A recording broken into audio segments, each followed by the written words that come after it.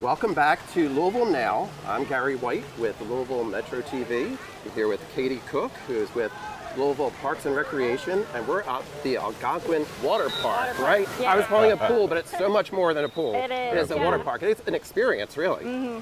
And we are joined by Ben Johnson, the Assistant Director for Louisville Parks and Recreation. How you doing? How are you? Doing great. So have you been in the water park yet? I technically have not been in when it was fully functional. I came out when we were working on it and kind of dipped my toe in the water. But I'm Okay. letting the community have all the fun. So when are you going to go down the slide?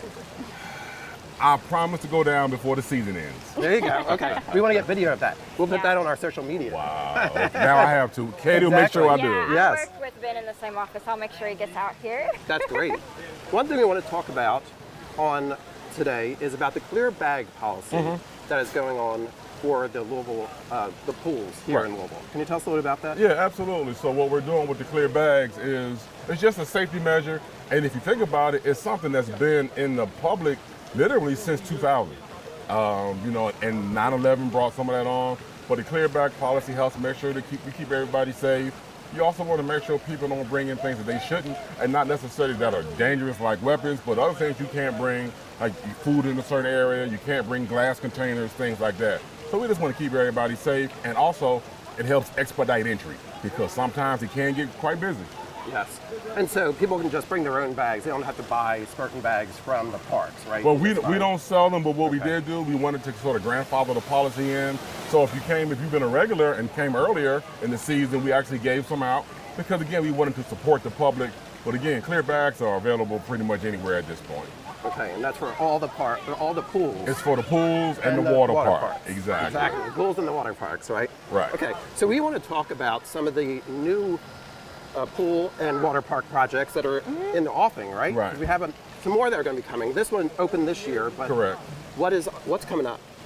Yeah, so unfortunately Mary T has been closed. Not really unfortunate because we're making some great progress there for renovations to the tile. I know, Ben, That's the major. Yeah, so the major thing with Mary T is a tile project. We're changing out the tile. It had been there for a while, so it's going to be an upgrade.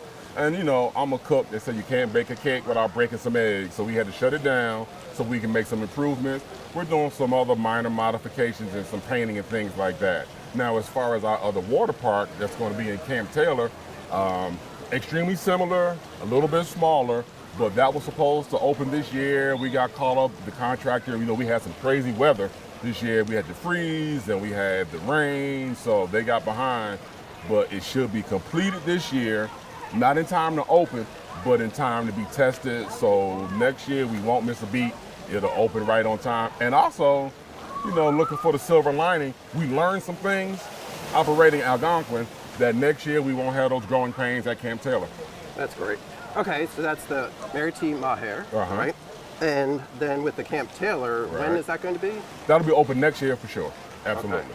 And what can people expect from that project? They can expect a similar experience to this. And that's why we're particular about calling Algonquin and Camp Taylor water parks, because that's what they are. I mean, they have so many fun features that you will see at other venues that are a lot more expensive than ours. And we're really excited that Louisville Parks and Recreation has the two newest public water parks in the state.